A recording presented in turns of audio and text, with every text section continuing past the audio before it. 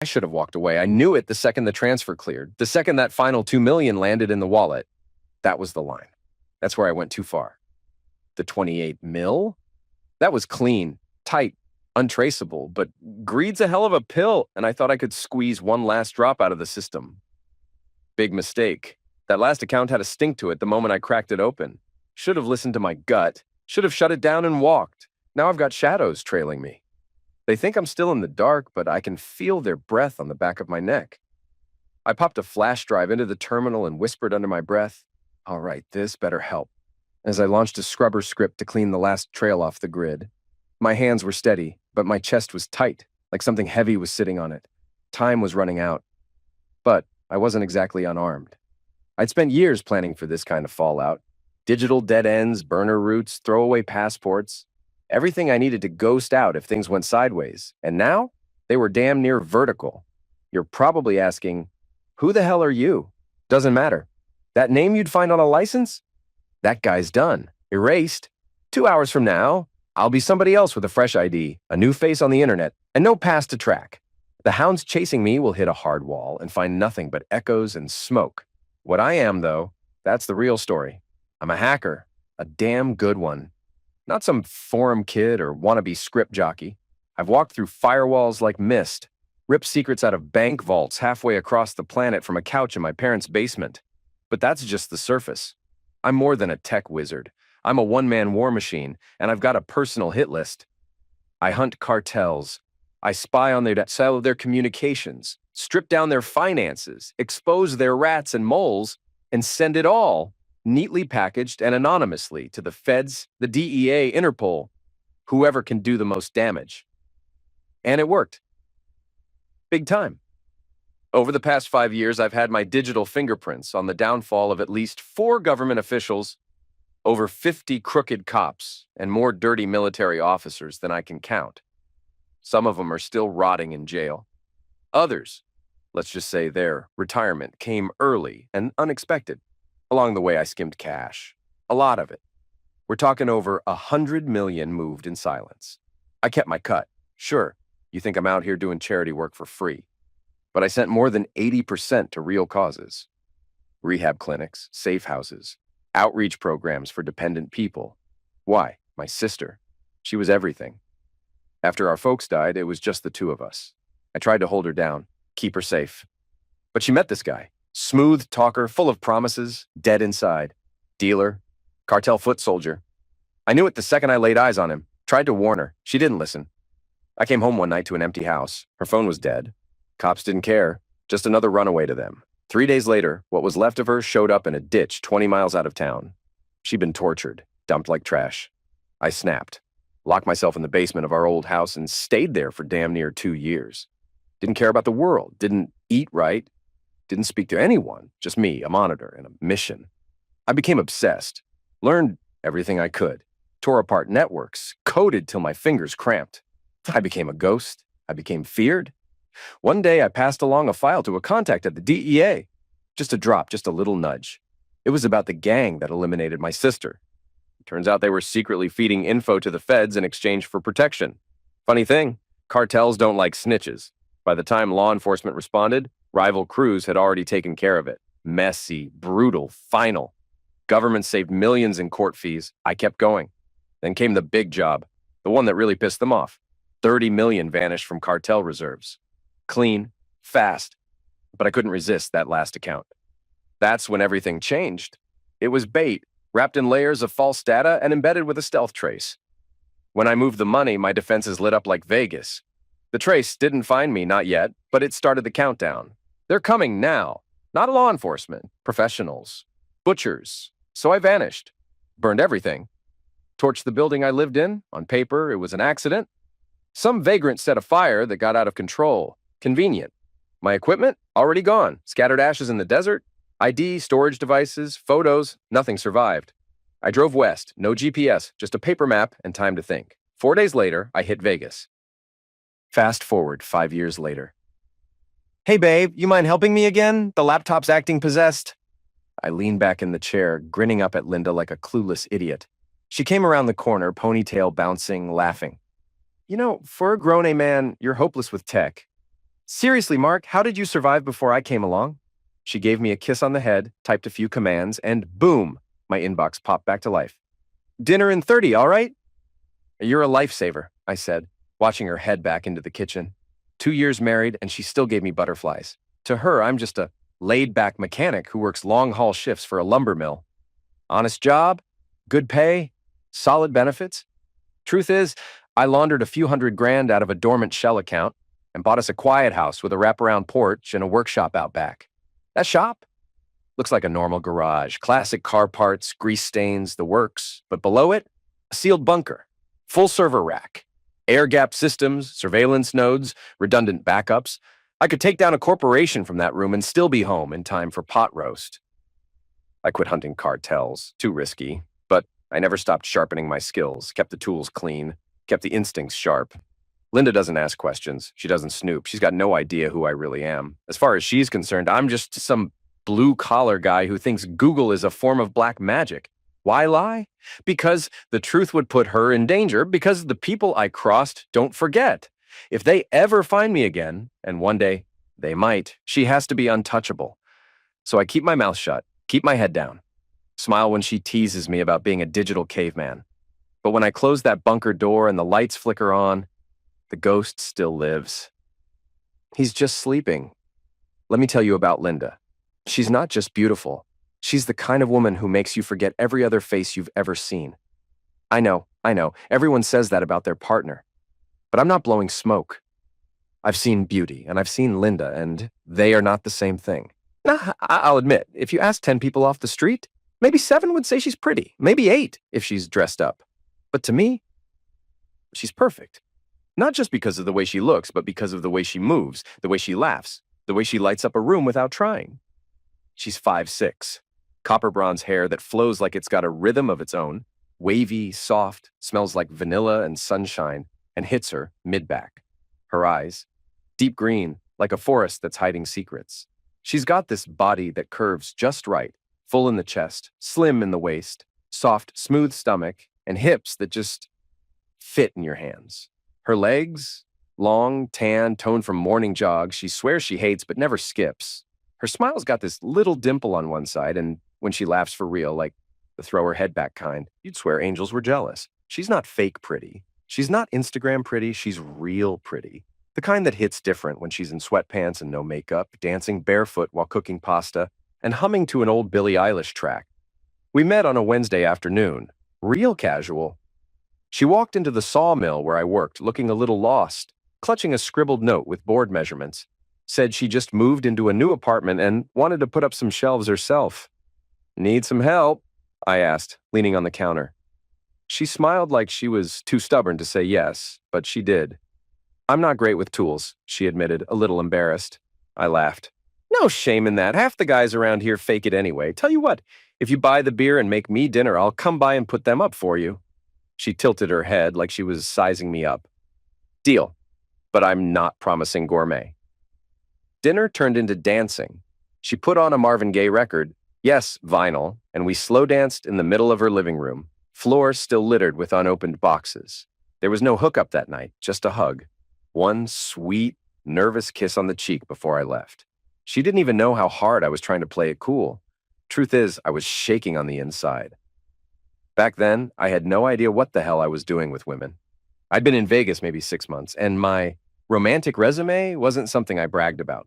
Before her, only been with hookers 3 times, to be exact. First one was a girl I picked up off Fremont.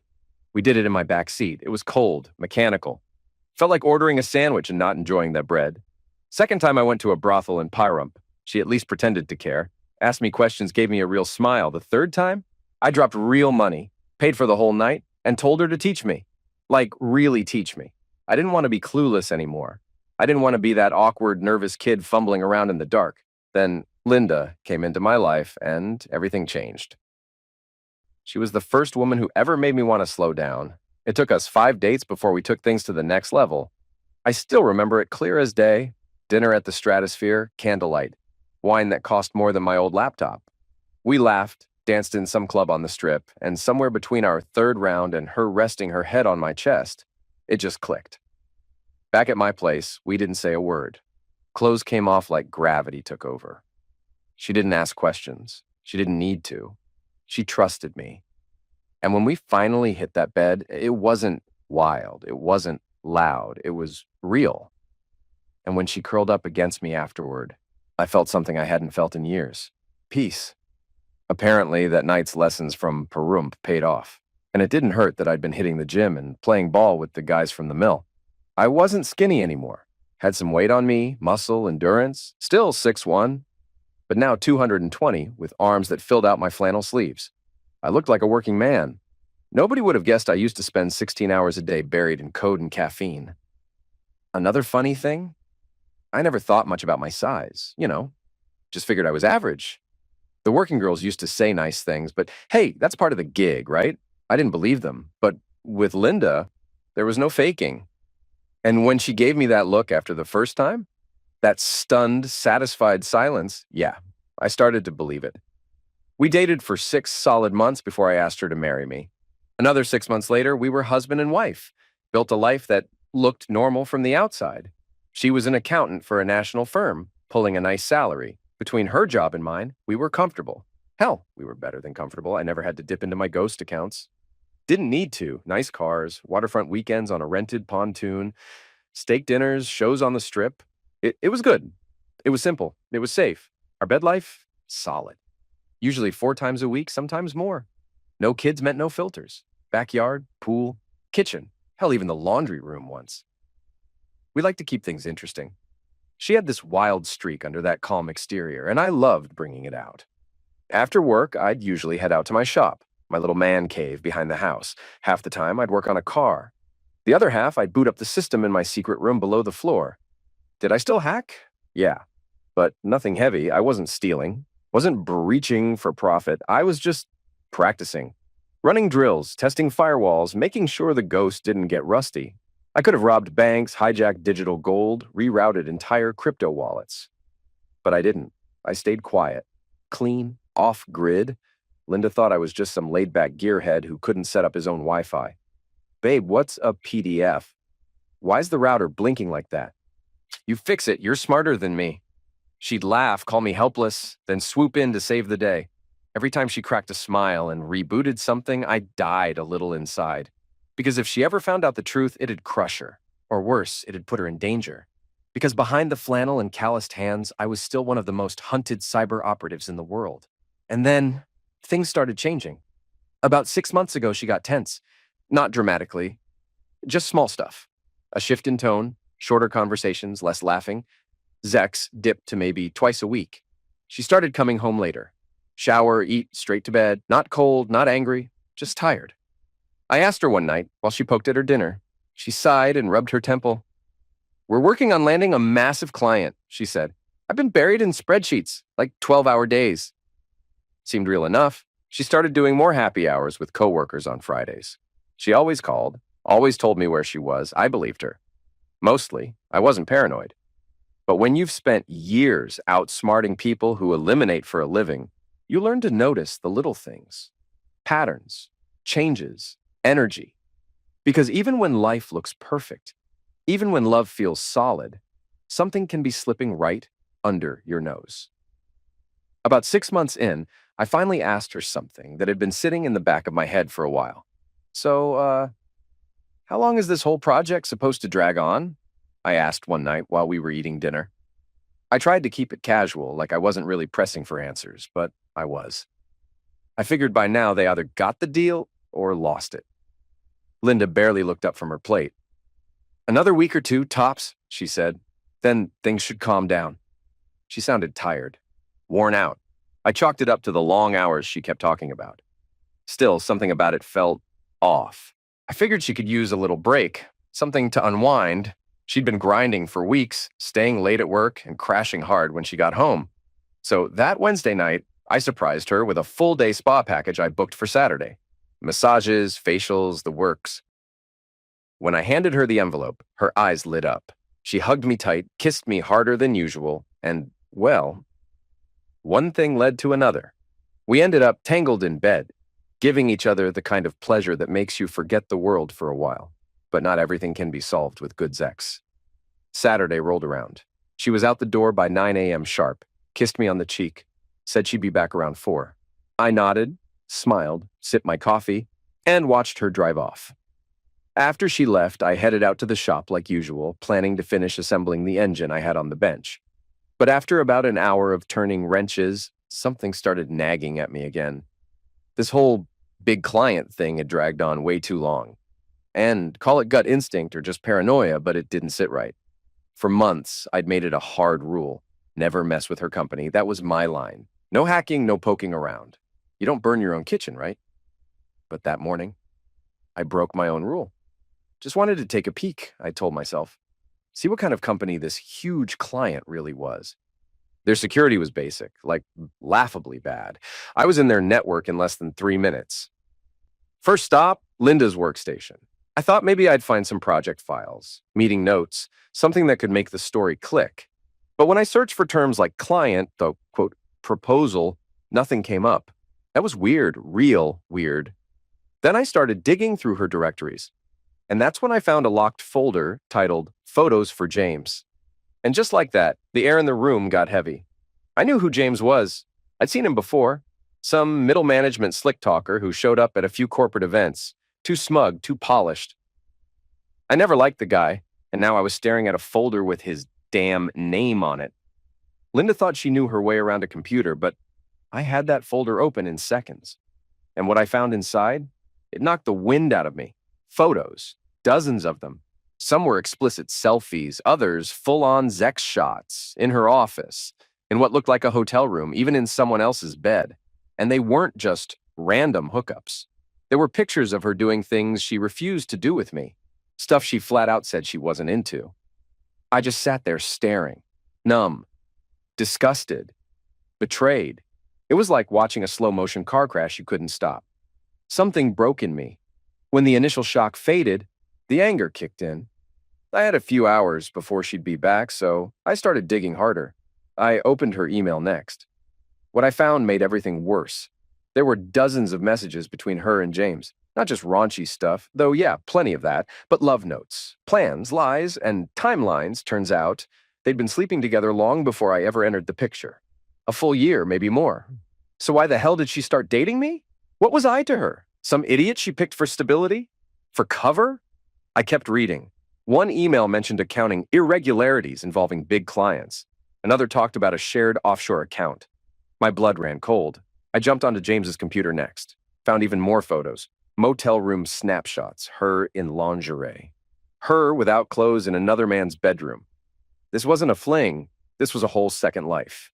I copied everything. Her hard drive, James's, and all the folders tied to their department on the company's network.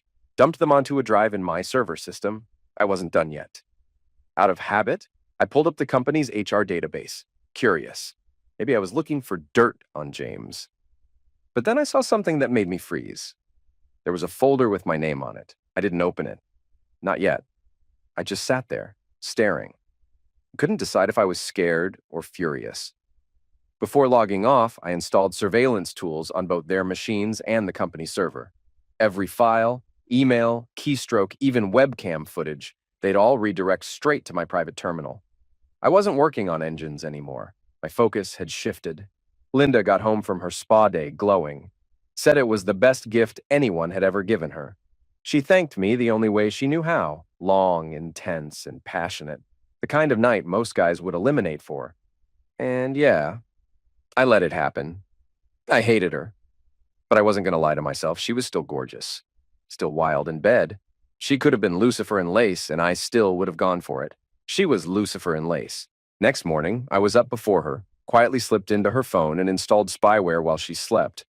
Nothing fancy, just enough to track texts, copy call logs, and keep tabs on her browser activity.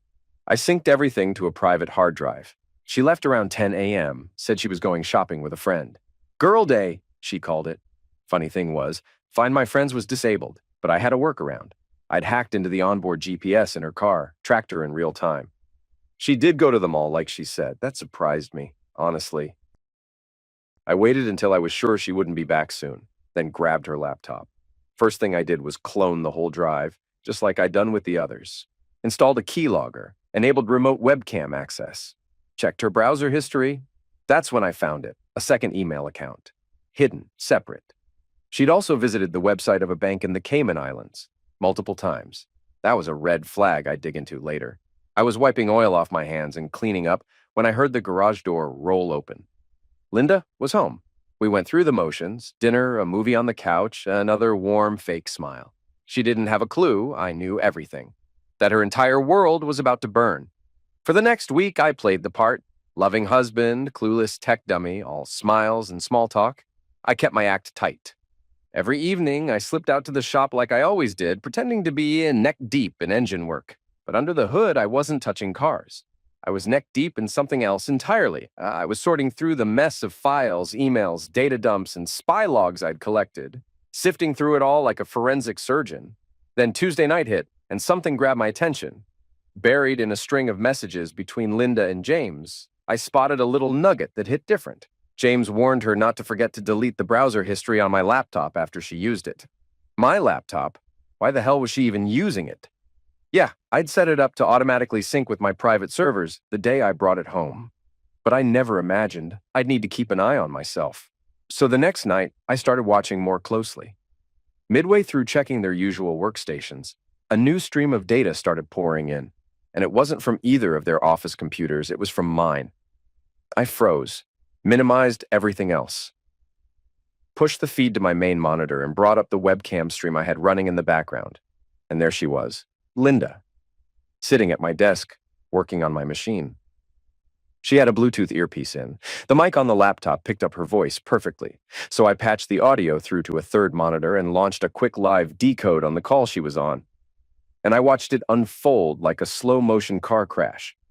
She was following James' step-by-step instructions, transferring 50 grand from a dummy company account into an offshore bank in the Caymans, using my laptop, my IP address, my name. When she finished, she wiped the browser history, cleared out the cache, closed all tabs, and logged off. I just sat there for a second. What the actual hell? I muttered. And then I remembered the personnel file I found earlier, the one with my name on it. I hadn't opened it yet, figured it was just background HR stuff, but now I had a feeling. I pulled it up. Turns out I'd been hired as a cybersecurity consultant by Linda's company. On paper, I worked under James. He was listed as my department head.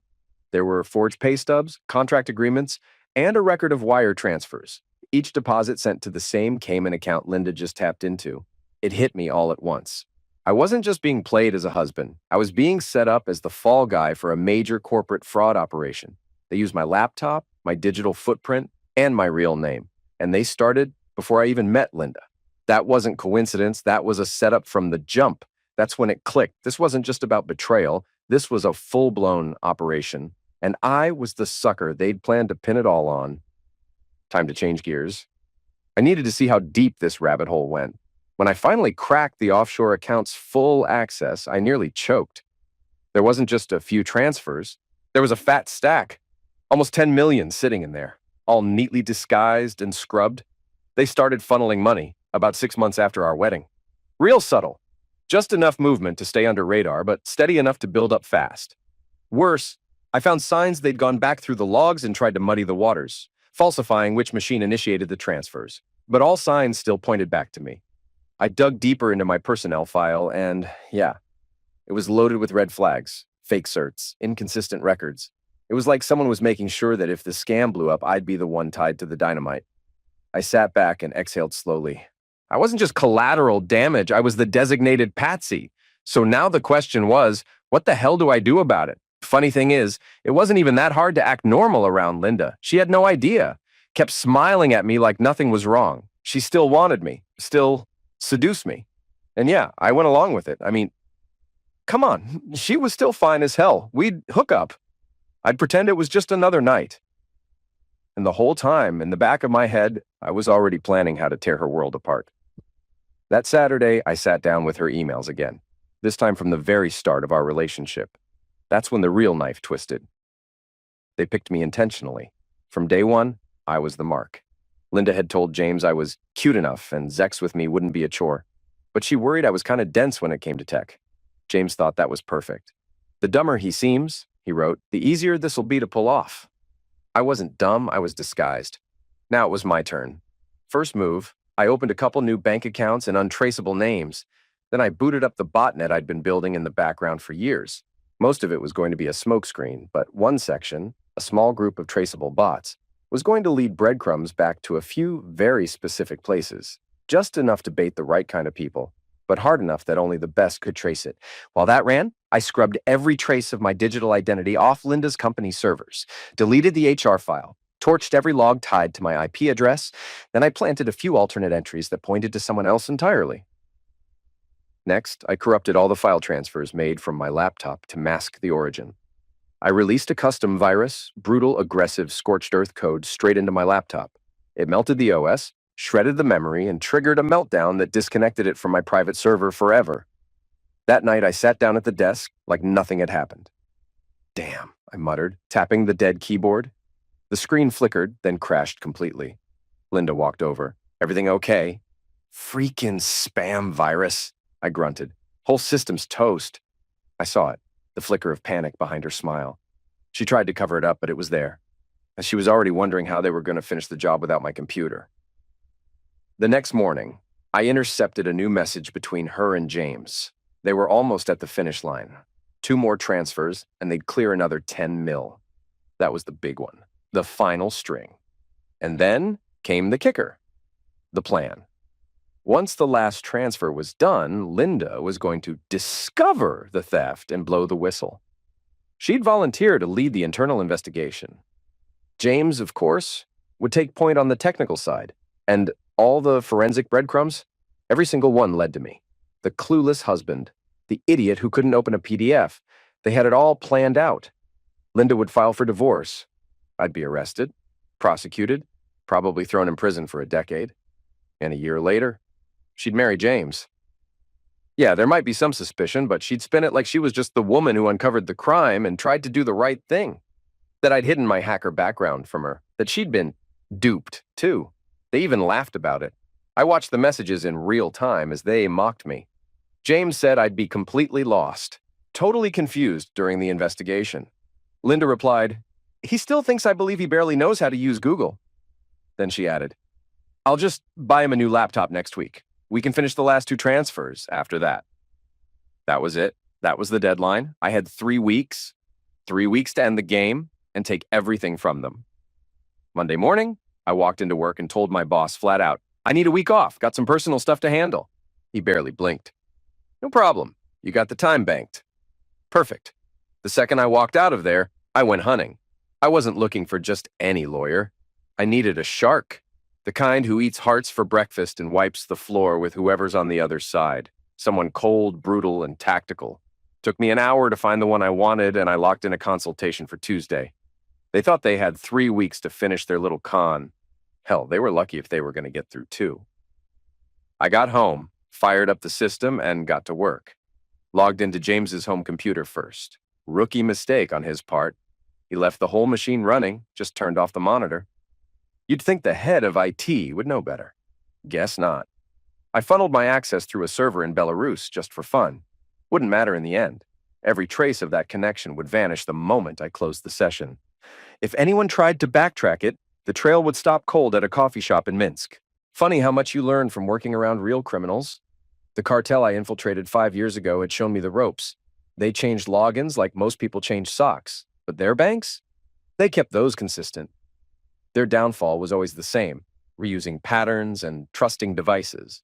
Millionaires leave more clues than you would expect when they fall for phishing emails that promise exotic toys or investment opportunities. I wasn't going after James just yet. First, I had to bring Linda down. But trust me, he wasn't getting out of this alive, one way or another. That night, I slipped back into character, Mr. Chill, Mr. Grease Monkey. Told her I was heading out to the shop to work on the Nova. In reality, I was prepping. Linda had gone to Walmart that afternoon to grab me a brand new laptop. Cute. She thought she was setting the stage for the next setup. Too bad I had other plans. Thing was, if she wasn't home when the computer got used, she could try to claim she had an alibi. I couldn't let her have that kind of wiggle room. I needed her present during the action, no excuses.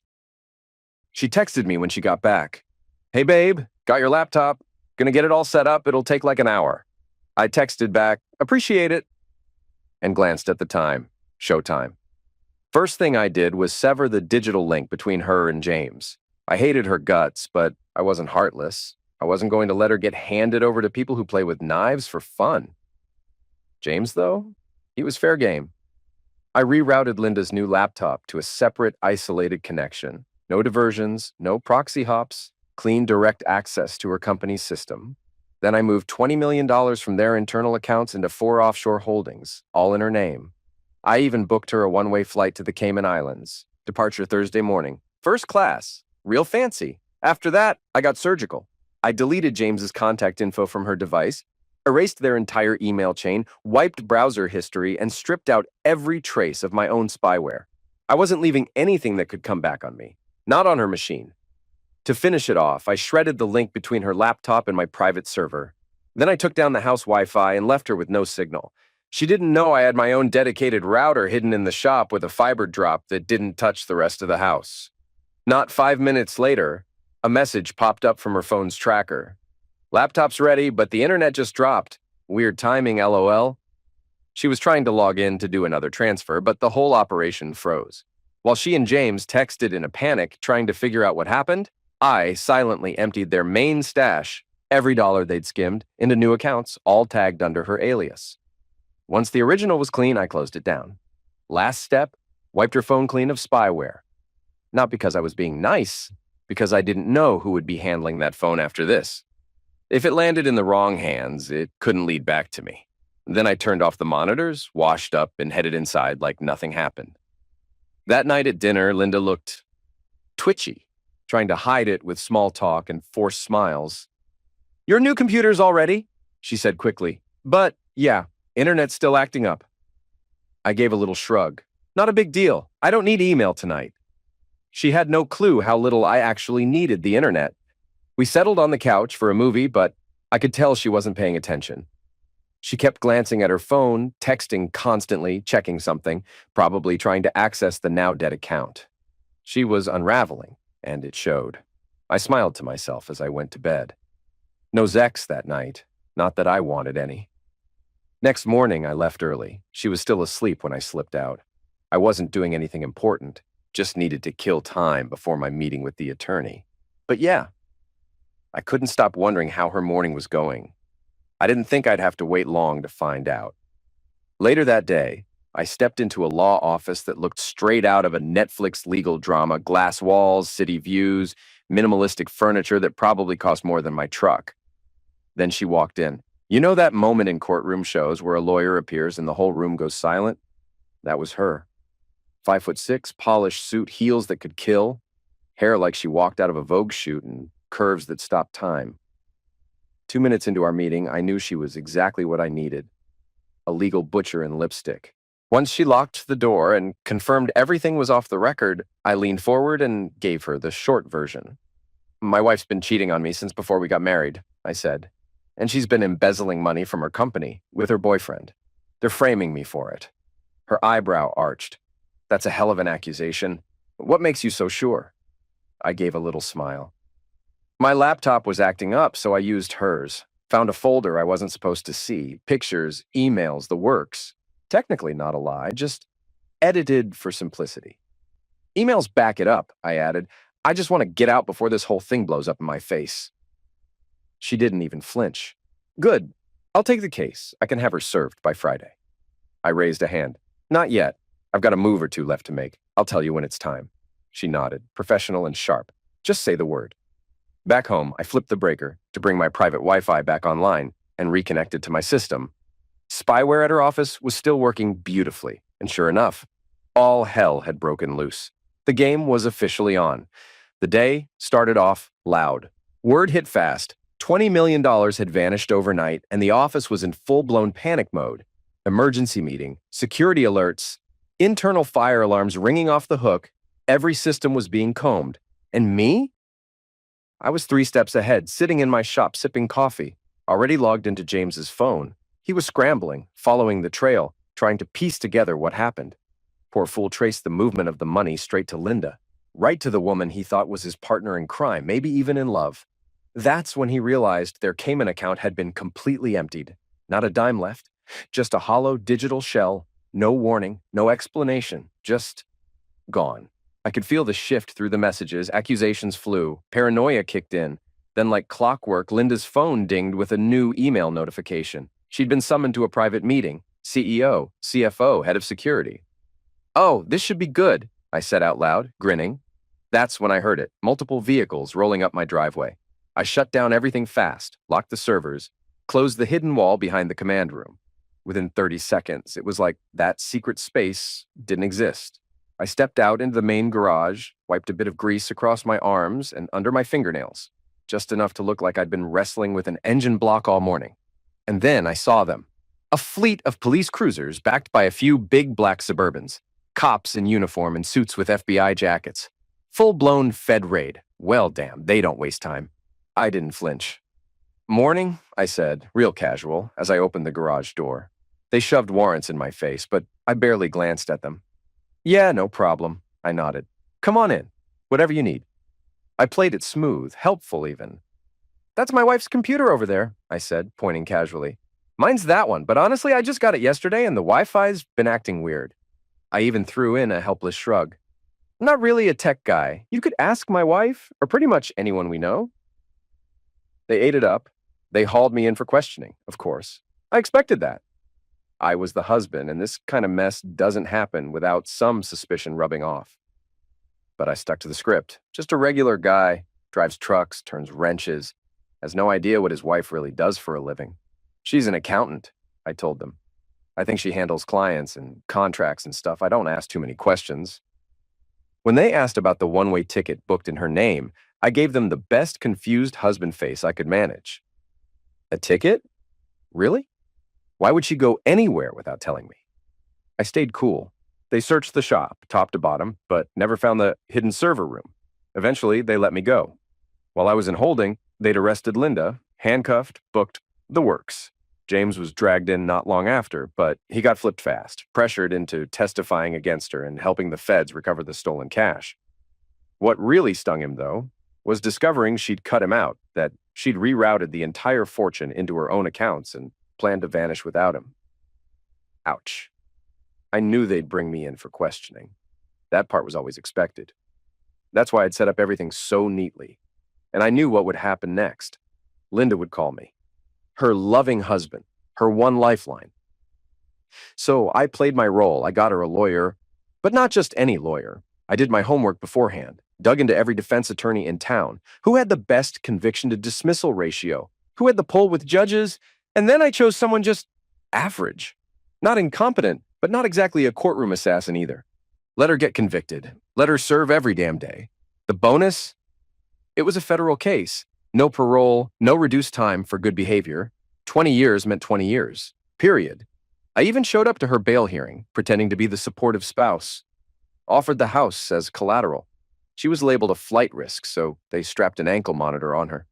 She came home looking like a zombie, broken, overwhelmed. Good. She was too dazed to ask for anything, too worn out to even try seducing me like before. Her phone had been seized, so I went out and bought her a new one. Before handing it over, I laced it with fresh spyware, set to track every message, call, and GPS ping. She messaged James once. His response came back cold. "I'm not allowed to contact you. I'm testifying." And that was it. He blocked her. That had to hurt. She turned down a plea deal, thinking she could win at trial, kept saying she'd been framed. In a weird way, she was right. She didn't do all of it. She didn't create the shell accounts, didn't set up the transfers, didn't erase the records. She didn't book the ticket, but the digital trail? Oh, it all led to her. And it was airtight. The trial was a circus, and I had front row seats. Watching James take the stand, struggling to look her in the eye, knowing he was selling her out, priceless. You could see the moment her heart cracked, the way she looked at him. Betrayal, hate, disbelief. And then came the verdict. Guilty. 20 years, no chance of parole. Once that chapter was closed, it was time to tie up the last loose end. James. Oh, I had something special planned for him, but he'd never see it coming.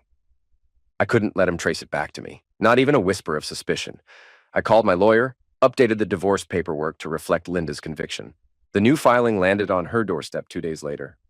Meanwhile, I got busy with a different kind of setup. Opened several accounts overseas, Geneva, the Caymans, each one subtly linked to James. Then I slipped into the underbelly of the internet and left a breadcrumb trail, just enough to nudge attention his way. Then came the finale. I launched my botnet, a beast I hadn't used in years, and hit a bank server. Not just any bank, the one tied to the fake accounts I'd made for him. I broke in, redirected the funds, millions, into the accounts under his name, all while spoofing the source IP to mimic his own system. Once the transfer was complete, I nuked the bridge, scrubbed all traces, killed all links, burned every log. And then I just sat back and watched the dark web light up like Christmas. The ghost was back. I didn't expect fireworks right away. But the next morning, another bank got hit. 4 more accounts drained clean. Just like that, another $20 million was sitting in James's name. That's when the noise started. People began sniffing around again. Not the cops. Them. The old faces from the digital underground. The ones who'd been waiting years for Ghost to slip. I was off the radar, but Ghost? Ghost had resurfaced, and the forums lit up like Vegas on payday. There was one crew in particular. They'd been watching me ever since I disappeared. Now they smelled blood. They were hungry. They wanted a body. It was time to wrap this up. I jumped back into the bank's network, slid past James's system like it wasn't even there, and yanked all $20 million out of his accounts. Shifted the funds into a private vault I had tucked away in a Swiss bank, clean as bleach. Every log, wiped. Every trace, gone.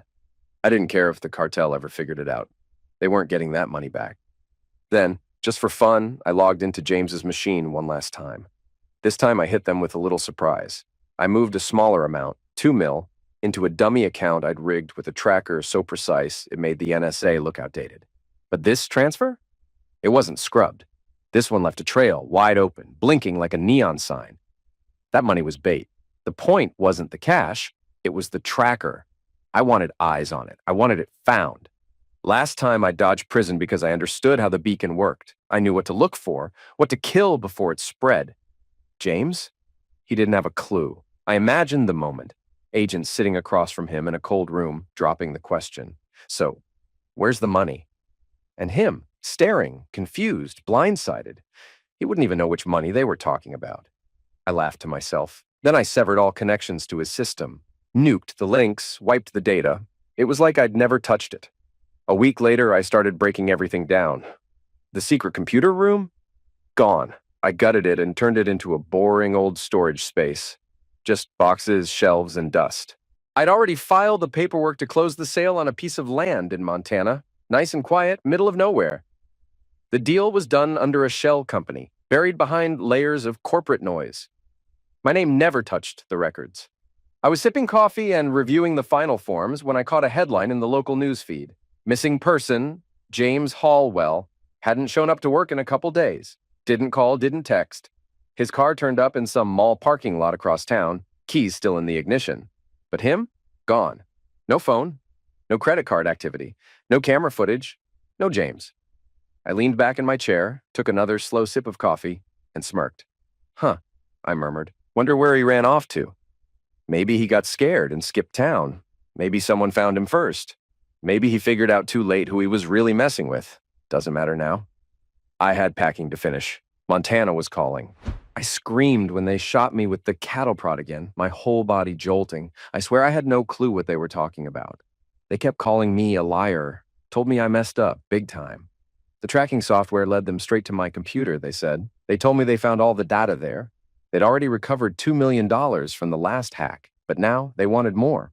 $20 million from a recent job, plus $30 million from 5 years ago. They didn't beat around the bush. Either I gave them what they wanted, or they'd make it quick. If I kept playing dumb, they warned me it would get a lot worse. But I had no idea. Honestly, they grabbed me right as I was about to hop in my car at the mall. Felt a sharp sting in my neck like a needle. After that, I was out cold. I woke up hours later, strapped into a seat on some private jet, not knowing where I was. That's when the questioning started. They kept calling me Ghost like it meant something. They were on me about money they said I'd stolen. $20 million they just found, plus $30 million from years ago. I had nothing to give them, no clue what they were talking about. I told them I didn't know anything, but they weren't buying it. Everything went south when they showed me the proof. Screenshots, logs, files, all pulled from my personal computer. I lost it. Right then, I realized I had 2 choices. Spill whatever they wanted and get a quick end, or keep my mouth shut and face whatever the hell they had planned next. That's when it clicked. I had nothing to offer. I was totally in the dark about all of it. Now I'm hanging up in some dark underground bunker, probably deep in the Colombian jungle. I'm stripped down, legs wide, and they're using that damn cattle prod on me again. It's been 3 days. First day, they knocked me for not talking. Second day, they brought out a whip. Now, it's back to the cattle prod, aimed at the worst places. I really wish I had something, anything to tell them, because right now, I can't even imagine what they're going to do tomorrow, or the day after that, or the day after that. Moving day. It's been over a month since James dropped off the map.